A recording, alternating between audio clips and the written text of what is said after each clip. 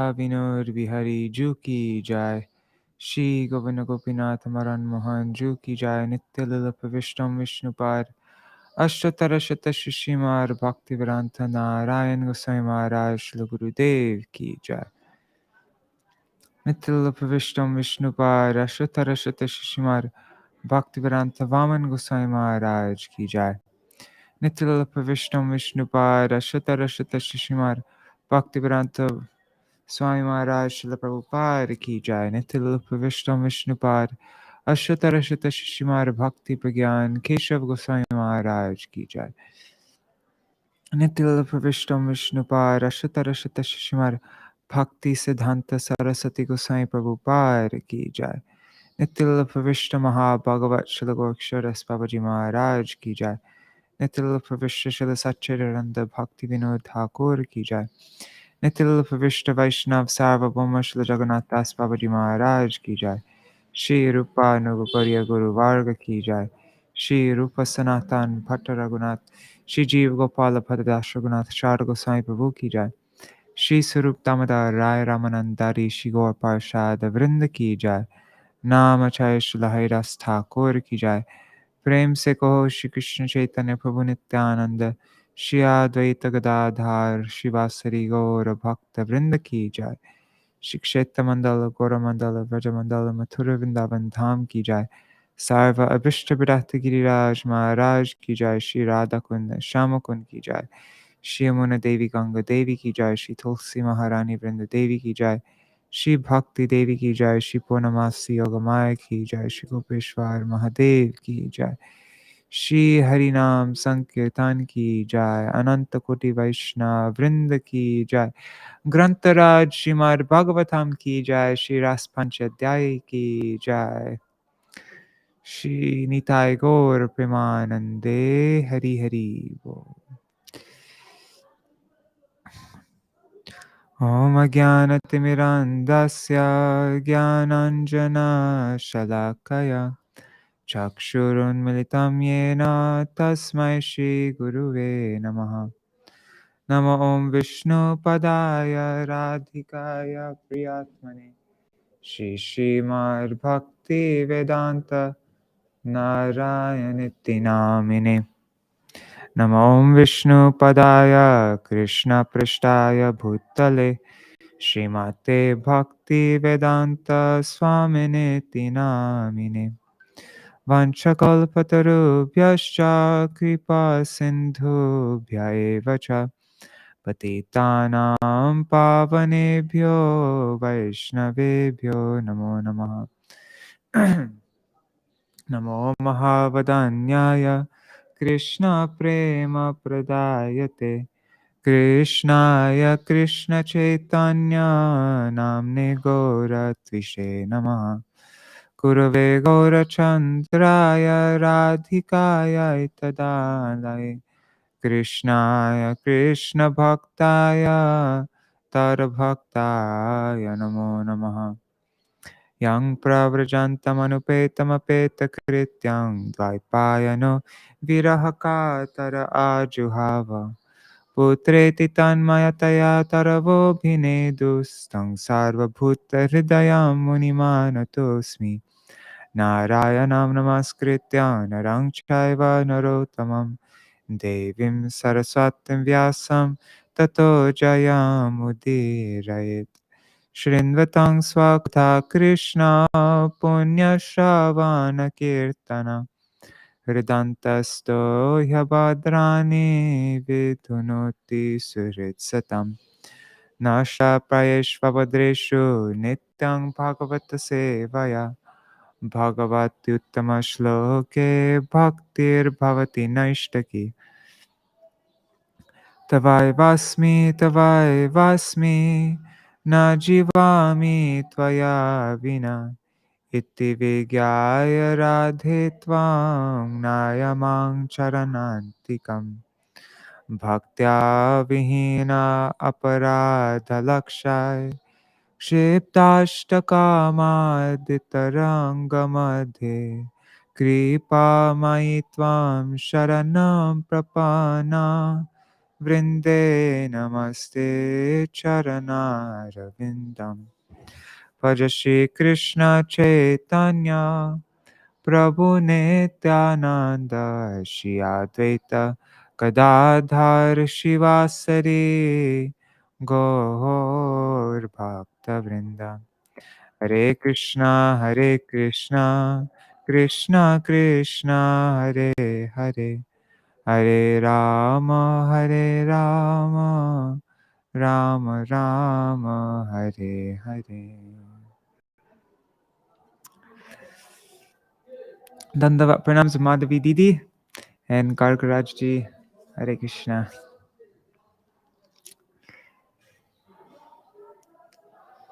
So we're continuing on with our reading of the Rāsa-līla. I'm not going to go all the way to the very beginning since we went over it so many times. But let's see, where should I go?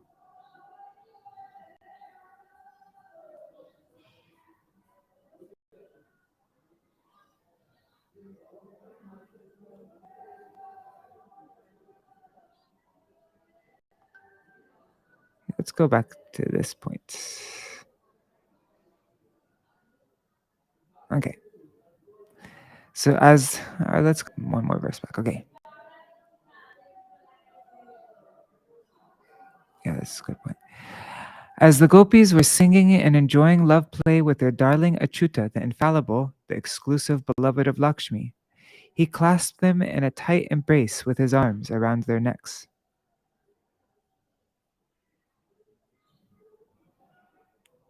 The gopis' ears were embellished with lotuses.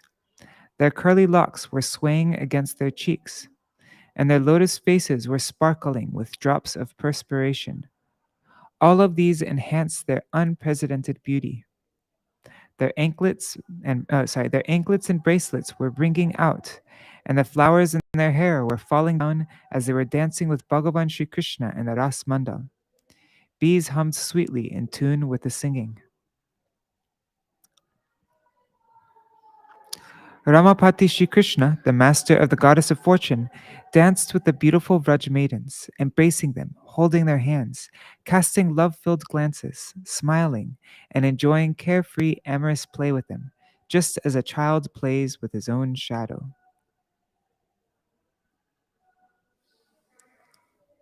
O Parikshit, due to the gopis' intimate association with Krishna, their senses were overwhelmed in bliss. The flower garlands around their necks broke and fell down. Their ornaments went topsy-turvy. Their hair became disheveled, and they were unable to keep their veils and blouses in place. When the heavenly damsels sitting in their planes in the sky witnessed Bhagavan Shri Krishna's Raskrita, they became agitated with desire to meet him. The moon was also astonished, along with the stars and other planets. Bhagavan Shri Krishna is Atmaram. He is self-satisfied. Yet he expanded himself in as many forms as there were gopis in order to enjoy with each and every one of them. O king, when the gopis were very tired from continuous singing and dancing, the most compassionate Bhagavan Shri Krishna lovingly wiped their faces with his soothing lotus hands. Parikshit, the beauty of the gopis' cheeks was enhanced. One second. The beauty of the gopis' cheeks was enhanced by the dazzle of their golden earrings and their bouncing curly locks. They honored Purushottam Bhagavan with loving glances and very sweet nectarian smiles. Extremely elated from the touch of Sri Krishna's lotus hands, they started singing about his glorious, auspicious activities.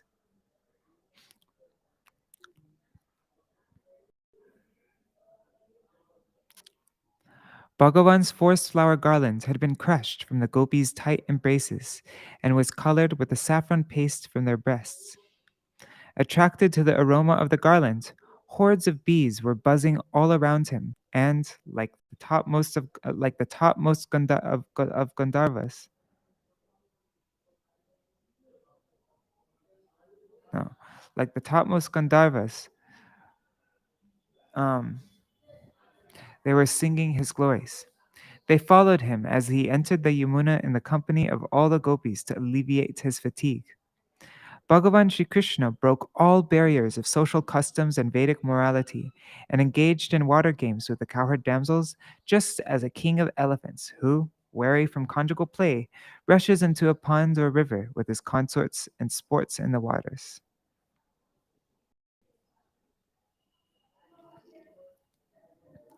O Parikshit, in the Yamuna, the gopis splashed water on Krishna from all sides and laughed loudly as they gazed upon him with great love. Seeing this, the demigods in their airplanes started singing his glories and released a shower of flowers. In this way, the self satisfied Lord engaged in water play with the Vrajramanis like a king of elephants.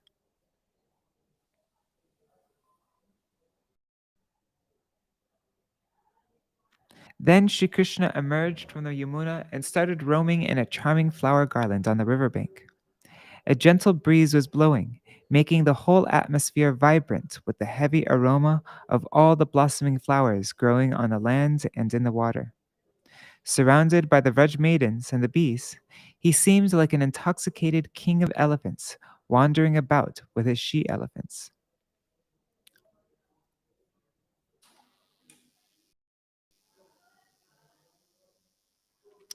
O Parikshit, this autumn night, which included many other nights within it, was extremely beautiful.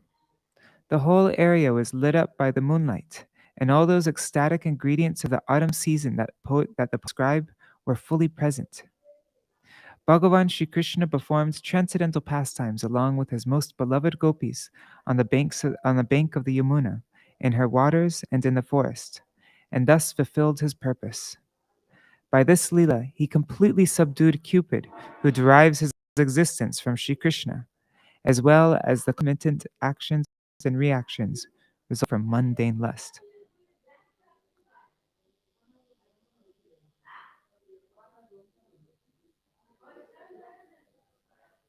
I think we read up to this point, right? Let me just check. Yeah, yeah. This is where we read up to. Let me see if any. Haribo, Raseshwari Mataji, and Prajumna Prabhu, Mantramurti Mataji.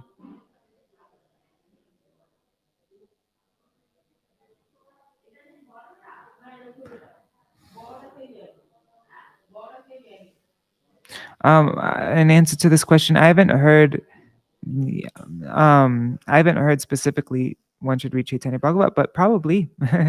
And of course, especially before reading Gopi Katha, one should read all the first 9 cantos. Before reading the 10th canto, it's good to read the first 9 cantos first.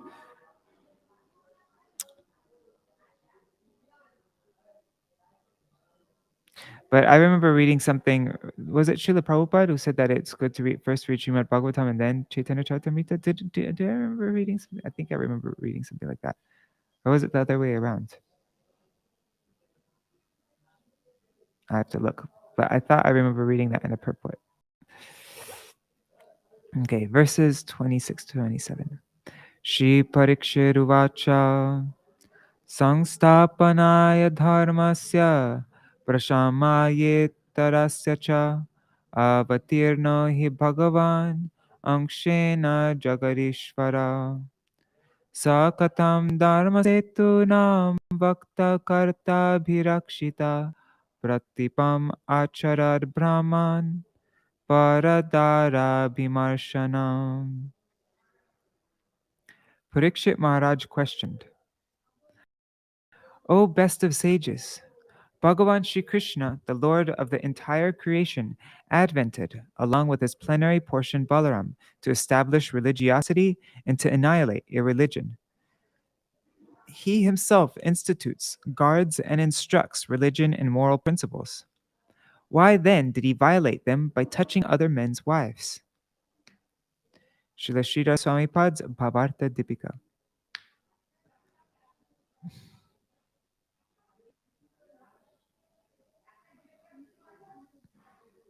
It's not pratip, it's pratipa. Okay, pratipa, contrary, means behaving in an irreligious manner. Such conduct on the part of Bhagavan is not as irreligious as eating the flesh of a deer or a bird killed by a poisoned arrow. Rather, it is an act of supreme bravery. This is the purport of Paradara Bhimarshanam, touching other men's wives. Śrīla Jīva Gosvāmī Pad's Vaiṣṇava Toṣaṇī. A variety of events took place during this enchanting Śrīmati Ras Lila. Śrīmati Ras Lila? Interesting. I have to look that up. Never. Okay. They include, first of all, attraction of the Vraj maidens by the sound of the flute, then their love talks with Sri Krishna, next amorous dalliance, after that playfully disappearing with Radha, followed by appearing again and sitting on the veils offered by the gopis, answering their puzzling questions, then the joy of dancing, confident escapades, water sports, and roaming in the woods on the bank of the Yamuna. Relishing the full mellows of this special festival, Sri Shukadeva Goswami, the best of sages, narrated this whole pastime in great detail, and thereby happily answered all of Maharaj Parikshit's inquiries. By hearing this, the king experienced great delight. It is very clear that he did not see any fault in Ras Lila. If there were any blemish to be found, it would have been distasteful, and the joy of hearing would have been disrupted. Sri Parikshit himself harbored no doubts, but there were many unfavorable karmis and gyanis in the audience who might have had some misgivings. For their welfare, Maharaj Parikshit mercifully presented this question to Sri Shukadeva Goswami in these two verses and the next one. Bhagavan, the Lord of the universe, appeared in this world to establish dharma, that is, to re-establish the religious principles that have been lost and to ensure that they are honored. He came to remove not only irreligiosity, but also its roots that are buried deep in the heart. Otherwise, it is not possible to institute the dharma fully. The use of the word he, assuredly, here, in verse 26, confirms Bhagavan's well-known declaration in Bhagavad Gita 4.8. I appear millennium after millennium to protect my unalloyed bhaktas, to annihilate the wicked, and to re-establish dharma.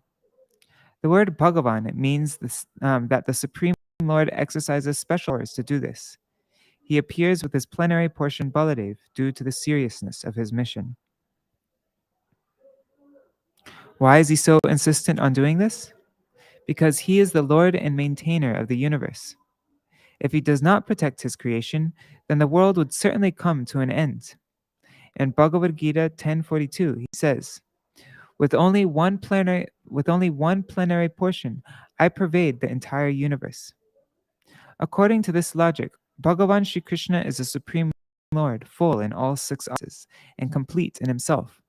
So it is not possible for him to desire to play with the gopis. Sa, he. This word sa is related to verse 26, referring to one who is advented to establish religiosity. So how can he engage in romancing with the wives of other men? He who came to establish religiosity. Dharma Setu refers to moral codes to protect society. All Vedic religious rules have emanated from Krishna. He instructs them and also practices them. Otherwise, if one who instructs does not follow, general society will not accept his teachings. Bhagavan introduces and speaks Dharma, and he also follows it.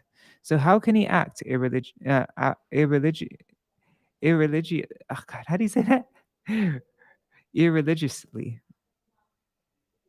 Vakta karta bhirakshita.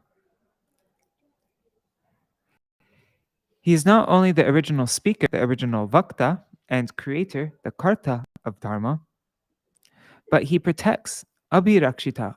He protects it also. By killing all those who oppose the Vedas, Abhi, and also by maintaining and promoting also is Rakshita, so by promoting Rakshita Dharma in various ways.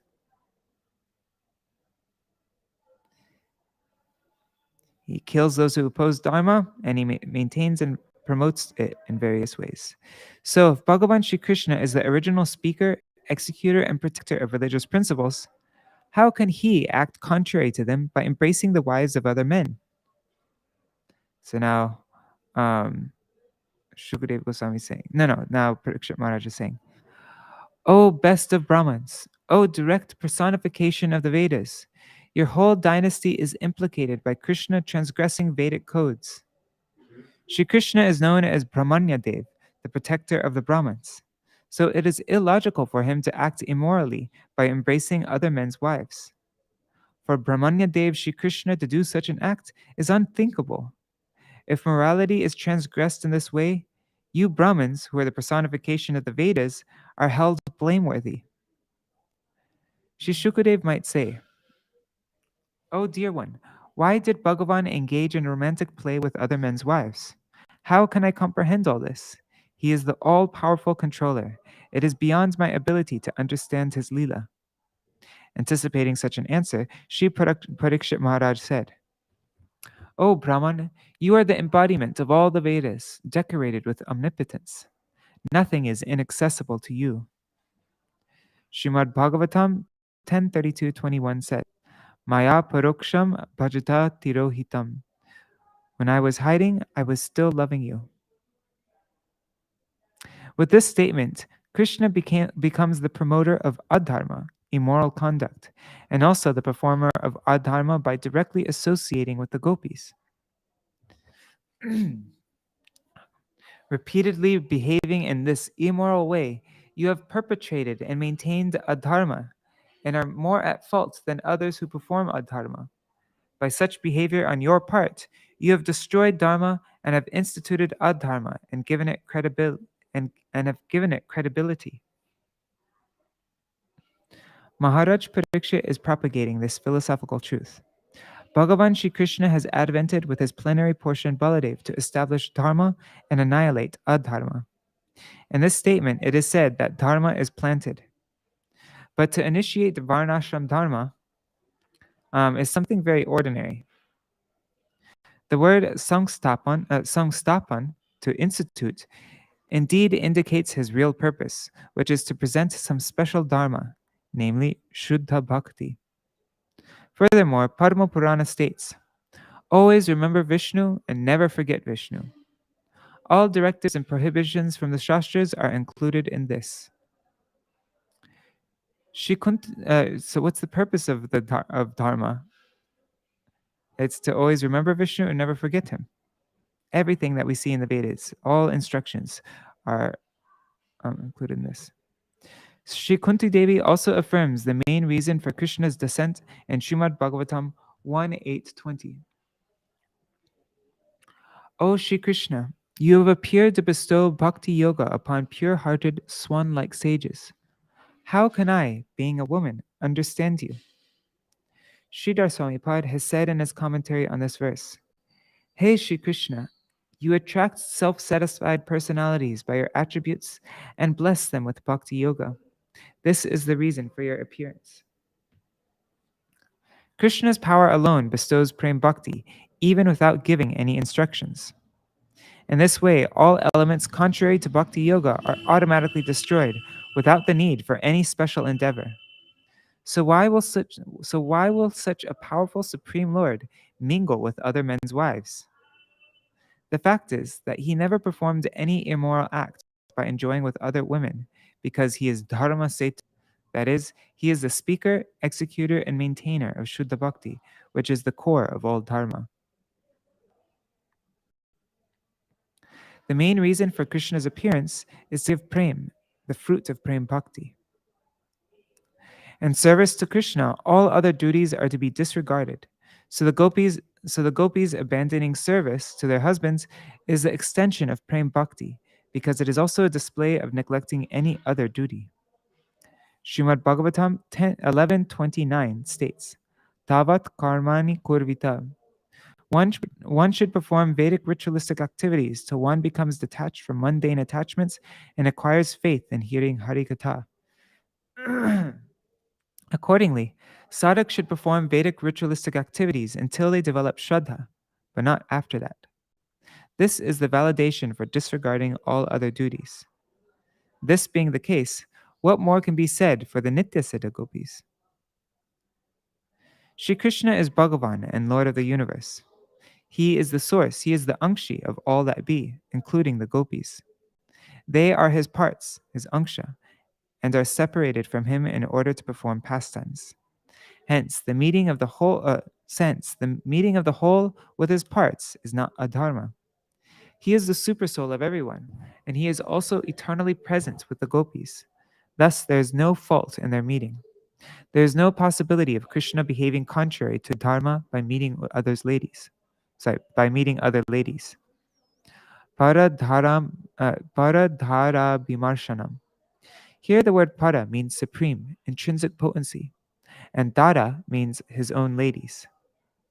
Embracing them is not against dharma. Because you, Shukadeva Goswami, have addressed the gopis as Krishna Vadu, Krishna's brides. Śrīla Viśvanātha Cakravartī Thakur's Sārārtha Darśinī. After this, Maharaj Parikshit noticed that a suspicion regarding Krishna's behavior was arising in the desire-ridden hearts of the karmis and jnanis sitting in the audience. To alleviate their doubts, he posed this question found in this verse, Samstapanaya. Swayam Bhagavan Shri Krishna has incarnated along with his expansion, Jagadishvar Vishnu. And it is this part, this Anksha, who establishes Dharma and annihilates Adharma. Or Swayam Bhagavan has come with Baladev. How then can he behave against religious principles? Even if Bhagavan has affairs with other men's wives in his own personal pastime, he is not subject to any reaction that would ordinarily come out of immoral activity. But sometimes in his Leela, even though being Ishvar, the supreme controller, he accepts a curse and its result.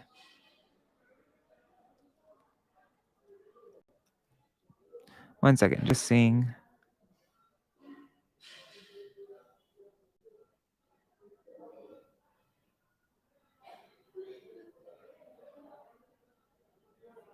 Okay.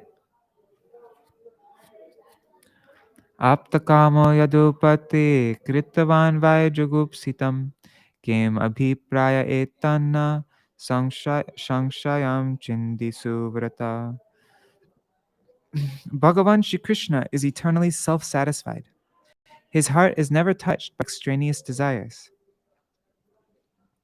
Was it his intention in performing such a what was his intention in performing such a despicable act? O virtuous one, O Shri Shukadev, you who strictly adhere to religious principles, be merciful and dissipate this doubt. Śrīla Śrīdhara Swamipad's Bhāvārtha Dīpikā. O best of sages, if you say it is not immoral for the self-satisfied Supreme Lord, then the question comes, if he is Purnakam and he has no desires, why did he perform such a contemptible act? The present verse asks this question. Śrīla Jīva Goswamipad's Vaiṣṇava Toṣaṇī. Why did the Lord of the Yadus, Aptakam Shri Krishna, perform such a despicable act by entertaining other men's wives? The purpose in calling him Yadupati is to question how he can be the Lord of the supremely virtuous Yadu dynasty if he himself performs forbidden acts. We have only this misgiving.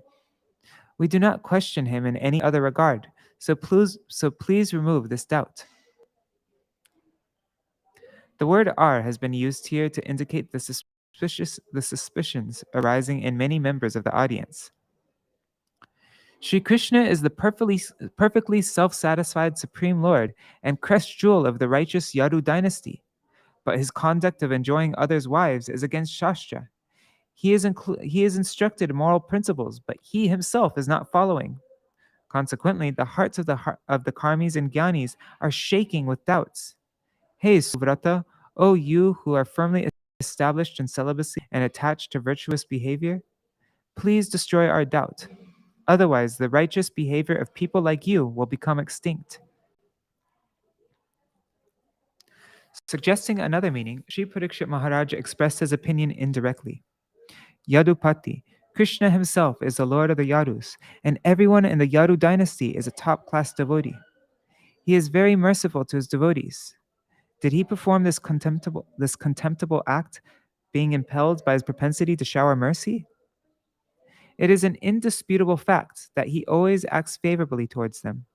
He is, oh, sorry, that was, so did he do this impelled by his propensity to shower mercy? That's Parikshit Maharaj's question. And now, the commentary again. Jiva Goswami again. It is an indisputable fact that he always acts favorably towards them. He is up to come. By performing Raslila, he fulfilled his desire, his kam, to distribute apta, prem bhakti for himself. This Raslila has been propagated. This Raslila has been propagated as the supermost goal of prem bhakti. So it cannot be said that he acted contemptibly. Rather, he has given satisfaction to saintly persons.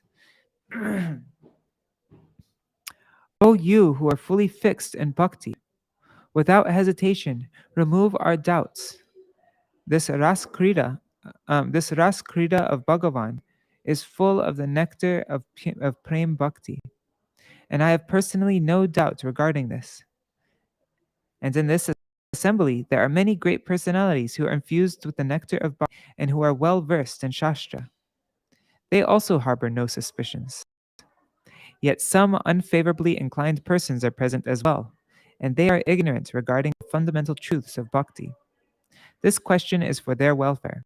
I fold my hands and request you to firmly cut down their doubts. Śrīla Viśvanātha Chakli Ṭhākura's Sārārtha Darśinī. In the present verse, Aptakam, Parikshit Maharaj is asking, if it is not against religious principles for the Supreme Lord, what was his intention in performing this abominable act?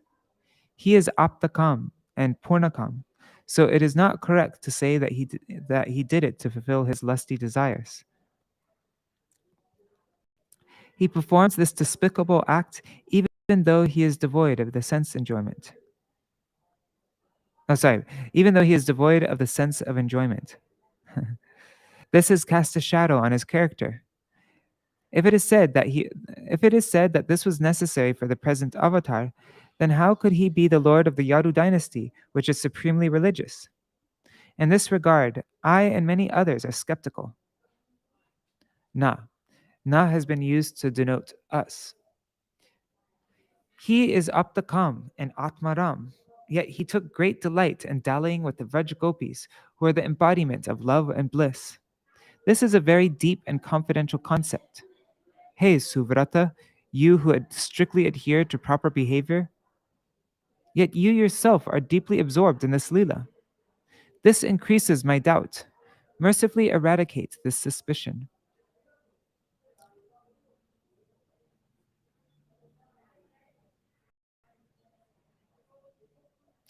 Shri Shuka Uvacha Dharma Vyatikrama Drishta Ishvaranam Chasahasam Tejiyasam Nadoshaya Vahne Sarva Bhujoyata.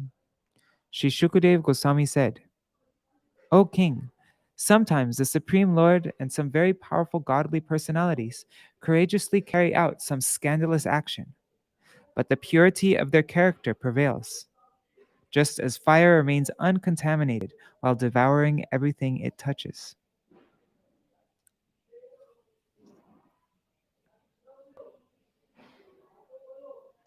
Śrīla Samipad's Bhāvārtha Dīpikā. In the present verse, starting with Dharma Vyatikramo, Shukadev Goswami uses Kaimutika Nyaya, the logic of how much more, how much less, to refute the idea that the Supreme Lord is guilty of some reprehensible act. He does this by the example of other great personalities, such as Prajapati, Indra, Chandra, and Viśvamitra, who apparently transgress morality by committing questionable acts, but remains blameless since they are very powerful. Śrīla Jīva Goswami's Vaiṣṇava Toṣaṇī. Shri Shukadev Goswami, out of natural compassion and affection for his disciple, destroys Shri Parikshit's doubts. In 7 verses, starting with the present one, he also reconciles the meaningful conclusions that the king presented indirectly. Ishwar, or the Supreme Lord, is not under the control of karma. On occasion, he is seen to transgress morality, as well as some other great personality like Brahma, who brazenly ran after his daughter with lusty intents, and Brihaspati, who shamelessly enjoyed with the wife of his brother Uttatya. Such actions are not seen as blameworthy, just as no fault touches fire, which can devour everything, yet remains uncontaminated.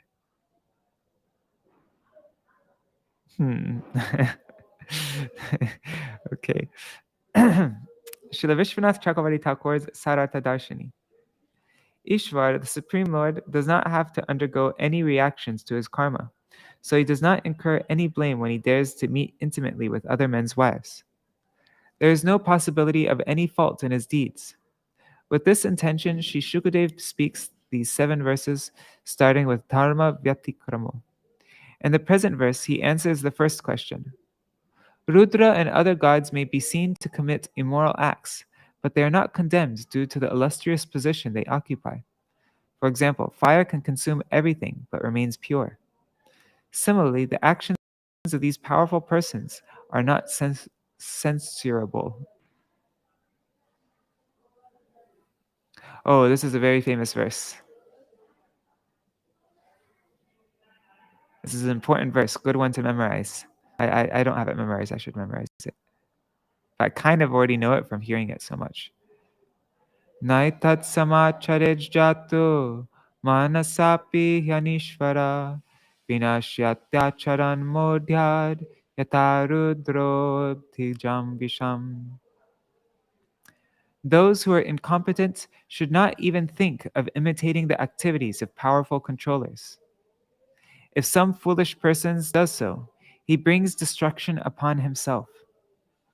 Rudra drank the ocean of hala poison, but if anyone else tries to do this, he will be burnt to ashes. Very important verse.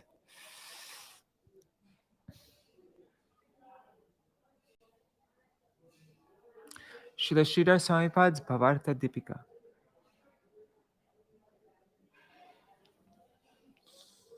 Bhagavad Gita 3:21 declares, whatever actions done by exalted personalities, the ordinary people follow. According to this logic, if great persons behave immorally, general people may follow suit. The present verse is spoken with this apprehension. Conditioned souls should not even mentally imitate the behavior of great personalities. If one other than Rudra drinks the Kalakuta poison arising from the ocean, he brings destruction upon himself. Srila Jīva Gosvāmīpad's Vaiṣṇava Toṣaṇī.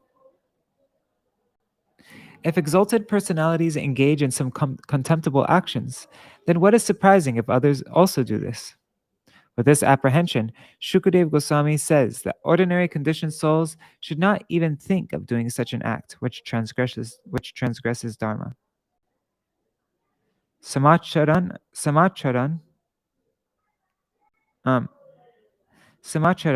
equals samyak, fully, plus acharan, behavior.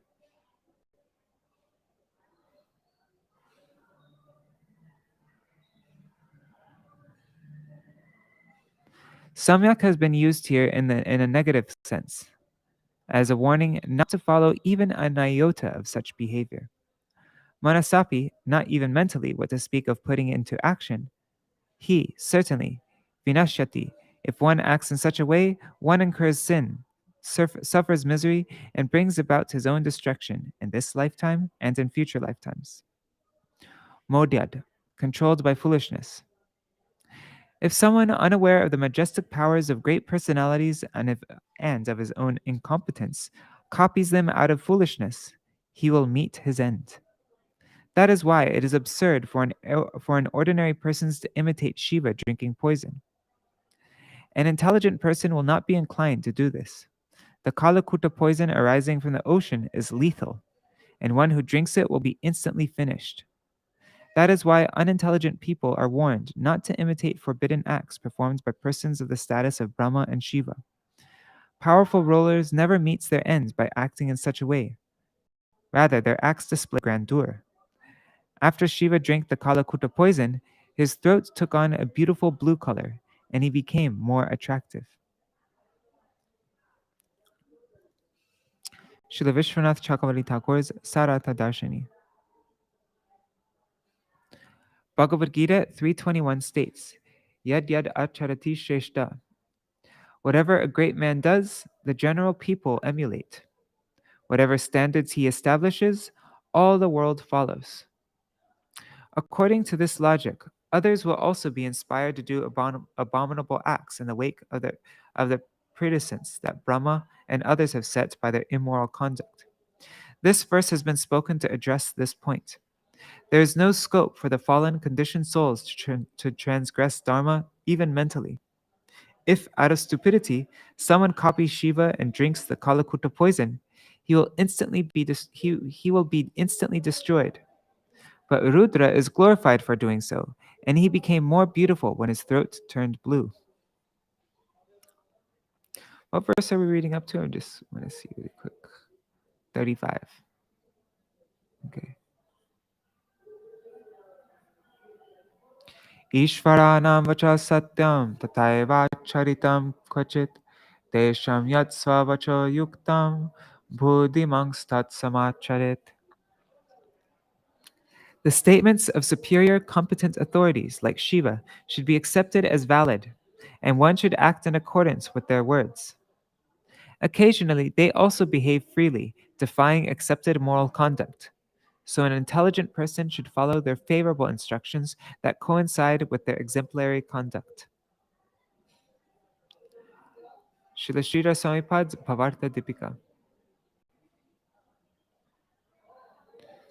There are two statements. 1. Incompetent persons should not commit immoral acts even mentally, what to speak of actually doing them. And 2. Whatever a great man does, the general people emulate. That's Bhagavad Gita 3:21. Yad acharati shreshtas. With these two statements, how can one ascertain proper behavior? The present verse, Ishvaranam, has been spoken to answer this question. The words of empowered personalities always present the truth, so their instructions are to be followed. An intelligent person will also accept their behavior as exemplary when it agrees with the instructions they have given. Srila Jīva Gosvāmī Pad's Vaiṣṇava Toṣaṇī. When the behavior of superior authorities is in accordance with their instructions, intelligent persons will thoughtfully follow their advice. Swa, own. Their words convey the truth and carry supreme power. Their instructions are taken from Shastra and are meant for the welfare of the populace. Their words are potent, and intelligent persons will also accept the example of their behavior where it is consistent with their speech. However, the foolish will not understand this. Srila Viśvanātha Chakravartī Thakur's Sārārtha Darśinī. As stated before, whatever a great man does, the general people emulate. According to this, how can one ascertain virtuous behavior? To reconcile this, the present verse Ishvaranam has been spoken. The words of authorized controllers are always true and beneficial for people at large, but their behavior is sometimes exemplary and sometimes not. When Bhagavan appears as Maharaj Dasharatha, he establishes proper social decorum by his own virtuous behavior, and his instructions are all auspicious. Intelligent persons, Buddhiman, will follow those words that are in accordance with Shastra and are one with the Lord's conduct. For example, Bhagavan Krishna ordered Arjuna in Srimad Bhagavatam 1.735, kill this terrorist Ashvatthama, the killer of our most dear ones. But Arjuna did not follow this instruction. There's a footnote here from the editor. Ashvatthama had killed Draupadi's children in their sleep at night. Krishna ordered him killed, but elsewhere Shastra instructs that a Brahman, even if sinful, is never to be killed. Arresting Ashvatthama, Arjuna bound him up with ropes like an animal and brought him before Draupadi, who insisted he be released so that his mother would not suffer the loss of her child. Arjuna untied Ashvatthama, but punished him by slashing off his hair and severing the jewel from the criminal's head with his sword. Thus humiliated, he was driven out of the camp. In this way, losing his hair, his wealth, and residence, he was in effect killed and not killed. Being highly intelligent, Arjuna was able to honor scriptural injunctions in Krishna's order as well.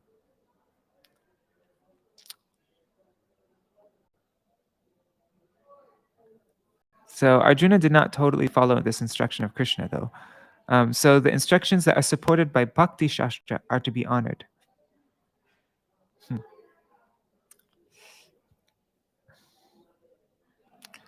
Kushalar charite naisham iha svarto na vidyate viparyayena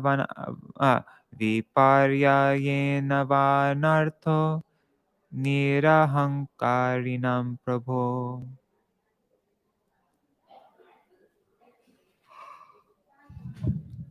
Hey Prabhu, such powerful personalities are free of false ego, of false ego, and have no selfish motives in performing any pious act. And when they perform some apparently impious action, they do not suffer any negative reaction because they have transcended concepts like gain and loss, piety and impiety.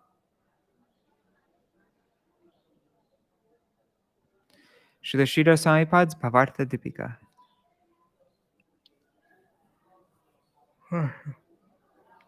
One might question why these great controllers perform unethical acts. The present verse gives the answer. The essence is that virtuous, intelligent persons act to destroy prarabdha karma. They have nothing else to do. Śrīla Jīva Gosvāmīpad's Vaiṣṇava Toṣaṇī. Ch, beyond this world.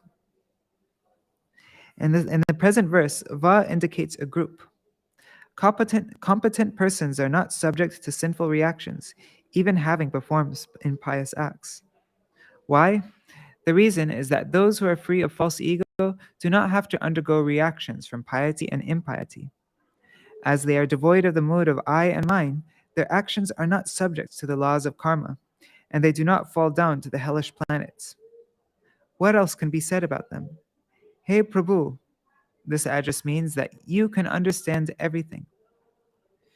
Shri Shukadev Goswami is addressing Shri Parikshit as Ishvara, meaning that you are also free from the rule of action and reaction.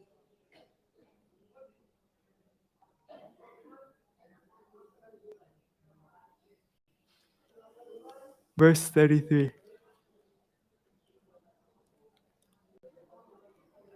Kim uta kila sattvanam tiryan martya divokasam ishitus cheshitavyanam kushalanvaya. If this is a situation of the competent demigods and great men at the level of Ishvar, then how can the supreme controller and creator of all beings, including animals, humans, and demigods, be governed by the laws of worldly piety and impiety meant for his subjects? Śrīla Swāmīpad's Bhāvārtha Dīpikā. The present verse, Kim Uta, explains that when pious and impious acts do not affect the great personalities, then certainly Sri Bhagavan, who is their Lord, cannot be under the rules of piety and impiety. What other explanation can there be? Srila Jīva Gosvāmīpad's Vaiṣṇava Toṣaṇī. As empowered personalities are free from false ego, their behavior is never a source of disturbance. If this is the case, then how can there be any question of wrongdoing by the Supreme Lord, who advents for the welfare of the living beings? The present verse Kim Uta employs Kaimutika Nyaya to emphasize this point. If great personalities have no concern for their benefit or loss, then what to speak of the independent Supreme Lord Shri Krishna, who is the controller of all the created beings, Sattvanam, and who dispenses the results of their karma? All the created beings include animals, humans, and demigods, Tiryak Martya Divokasam, who are subject to the modes of ignorance, passion, and goodness. Bhagavan is far beyond all laws governing his creation. All those great personalities are directly under his control. When they are not subject to advantage and disadvantage, auspiciousness and inauspiciousness, piety and impiety, then how can their controller, Bhagavan, be implicated in such acts? This can never be, because he is the supreme controller of everyone. Being the supreme personality of Godhead, he is not controlled by anyone or anything. Śrīla Viśvanātha Cakravartī Thakur's Sārārtha Darśinī. The previous verse affirms that Brahma and other powerful personalities are not held guilty for transgressing dharma. Now, the present verse uses Kaimuktika to clarify that Sri Krishna is not implicated in any kind of wrongdoing by embracing the wives of others.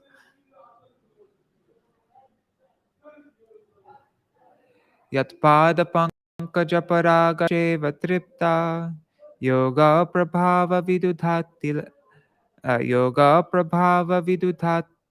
kila karma bandha svairam charanti munayo pinahanyamanas tasye chayata vapusha kuta eva bandha. When devotees serve the dust of the Lord's lotus feet, they become completely satiated. Yogis, by the power of their meditation on him, cut the bonds of their karma and roam around freely without getting entangled. The same Supreme Person manifests his transcendental form out of his own free will. So how can he be under any kind of bondage? Śrīla Śrīdhara Bhāvārtha Dīpikā. This verse clarifies the same subject. Devotees are contented by serving the pollen of the Lord's lotus feet.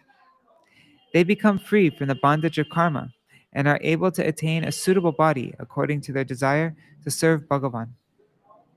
Jnanis are also able to sever their karmic reactions just by meditating on his lotus feet. How can the same Bhagavan be subject to any kind of bondage? Śrīla Jīva Gosvāmī Vaiṣṇava Toṣaṇī. And in the present verse yet, the same subject is clarified by Kaimuktika. Paraga, the effulgent particles from the lotus feet. Nisheva, exclusive service by which the devotees become satiated. Tripta. This means that, being full of Krishna Prem, they see everything else as insignificant, and nothing entangles them. Sages achieve liberation from karmic reactions by the power of practicing bhakti yoga. And even if they perform some prohibited activity, they remain unaffected. Therefore, if bhakti yoga, if devotion to Bhagavan is so powerful, how can the same Supreme Controller Bhagavan be under any kind of bondage? That he enjoys full freedom is indicated by ichaya, by his own sweet will. This is explained by Kaimuktika Nyaya. By his own sweet will, Bhagavan manifests his divine form to engage in pastimes. He does not come as a result of karmic reaction like the Jīva. The Lord advents in this material world by accepting the bondage of the bhakti of his devotee. He accepts the bondage of the bhakti of his devotee. Bhakti badham, right? In Dhamarashtakam. How can such Bhagavan be subject to any other bondage? Here is an example of Sri Krishna's independent behavior. Bhagavan, even though he is known as Brahmanyadev, the Lord who favors the Brahmins, overrides his own words by defeating the Brahman Durvasa to protect his devotee Maharaj Ambarish. Śrīla Viśvanātha Cakravartī Thakur's Sārārtha Darśinī. When Bhagavan's devotees are bound by dharma and adharma, then how can their worshipful deity, Bhagavan Sri Krishna, be subject to any bondage? This is the subject matter of this verse, starting with yet.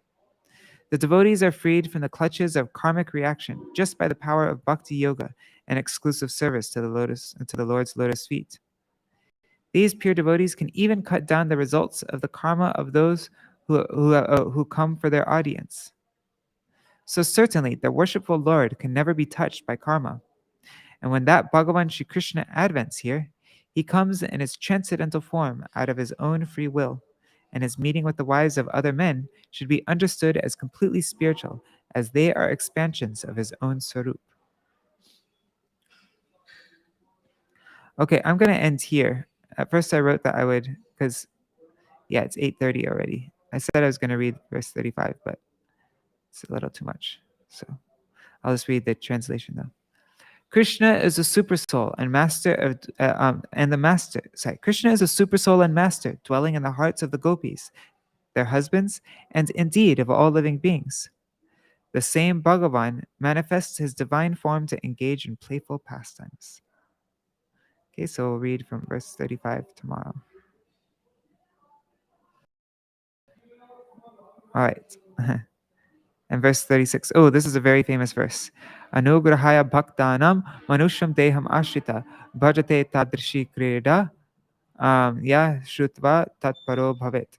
In order to bestow mercy upon the devotees as well as the conditioned souls, Bhagavan Sri Krishna manifests his human-like form and performs such extraordinary pastimes, such as the Raslila, that anyone who hears about them becomes exclusively devoted to him. Okay. Hare Krishna, Krishna Krishna, Hare Hare, Hare Rama, Rama Rama, Hare Hare, Hare Krishna,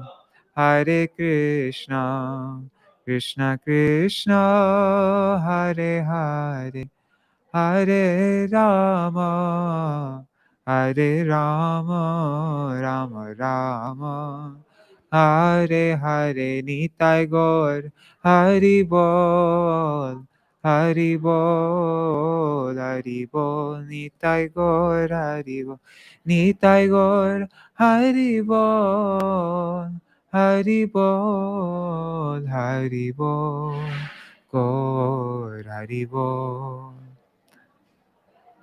जय श्री श्री गुरु गौरांग गंधारी गिरिधारी श्री श्री राधा विनोद बिहारी जू की जय श्री गोविंद गोपीनाथ मरन मोहन जू की जय नित्य प्रविष्टम विष्णुपाद अश्वत रशत शिशुमार भक्ति वेदांत नारायण गोसाई महाराज श्री गुरुदेव की जय नित्य प्रविष्टम विष्णुपाद अश्वत रशत शिशुमार भक्ति वेदांत वामन गोसाई महाराज की जय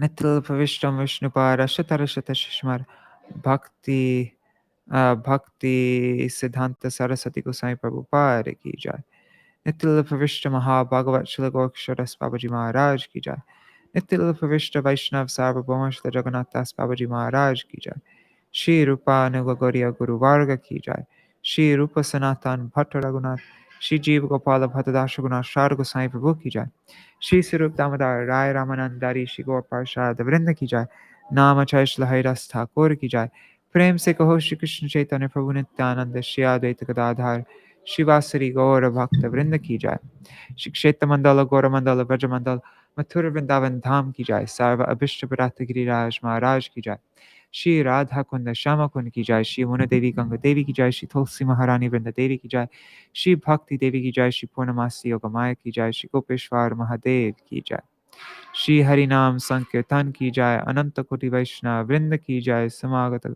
ग्रंथराज श्रीमद् भागवतम की जय श्री रास-पाñcādhyāyī की जय सर्वभद्र देवी गण की जय श्री विश्वभानुनंदिनी श्रीमती राधा ठाकुरानी की जय श्री विजेंद्र नंदन श्याम सुंदर की जय श्री हरि नाम संकीर्तन की जय अनंत कोटि वैष्णव वृंद की जय श्री निताय गौर प्रेमानंदे हरि हरि बोल वृंदाय तुलसी देवाय प्रियाय केशवाय कृष्ण भक्ति प्रदेवी सत्यवताय नमो नमः वंशकल्पतरुभ्यश्च कृपा सिन्धुभ्य एव च पतितानां पावनेभ्यो वैष्णवेभ्यो नमो नमः. Dandavat pranams everybody. And I see Pradyumna Prabhu has a question. He says, that verse only refers to pure devotees, verse 32. But then pure devotees might not do such. Okay, let's see what it says. Hence, can it refer to a madhyam adhikar, lower? Oh, and then he had to go. Anyhow, I'll just answer it anyways. Well, to the best of my ability. So verse 32 says, Hey Prabhu, such powerful personalities are free of false ego and have no selfish motives in performing any pious act. And when they do perform some apparently impious action, they do not suffer any negative reaction because they have transcended concepts like gain and loss, piety and impiety. So yeah, I mean, it says when they do perform some apparently impious action. So, like for example, I don't know, let me see. Shivji will put the he'll take all different kinds of intoxication, taking bong and stuff like that. And so then is he considered impious? Or even like Vangshi, if we want a more like recent example, we can take Vangshi Das Babaji Maharaj. He would do things that we weren't like. He would take tea and he would take what is it, pan, right? And so those things seem impious and like, but actually they're not for somebody who's a liberated personality like that, and we can't understand their actions. Nityananda Prabhu seemed to do things that to ordinary people might seem impious. Anyway, so that's, but they're on a completely different plane, and what's causing them to do the things, it's not like us. They're not under desire, like controlled by mundane desire and wanting to do. So they're on a completely different plane. We can't imitate them, and they're not considered impious. I don't know. That wasn't the best answer, but that's all I could come up with right now. I mean, you get the point I'm trying to make. I didn't express the point nicely, but yeah. All right. So I'll see you all tomorrow. Tomorrow might be the last. No, tomorrow's not the last day. We'll have 2 days. I think this is what I'm going to do. Tomorrow I'll read. So I think we only have like 7,000 words left. Usually we read about 5,000 words per day. And so we're just going to have a little bit left to read on the third day of this chapter. It won't be a full reading day. So I was thinking we could also read this article by my Gurudev called "One Must Continuously Hear Ras Leela." Well, we can go through that article on the third day. I mean, no, day after tomorrow. Yeah. So we're nearly at the end of Rāsa-pañcādhyāyī. All right, Haribol, everybody. See you all tomorrow.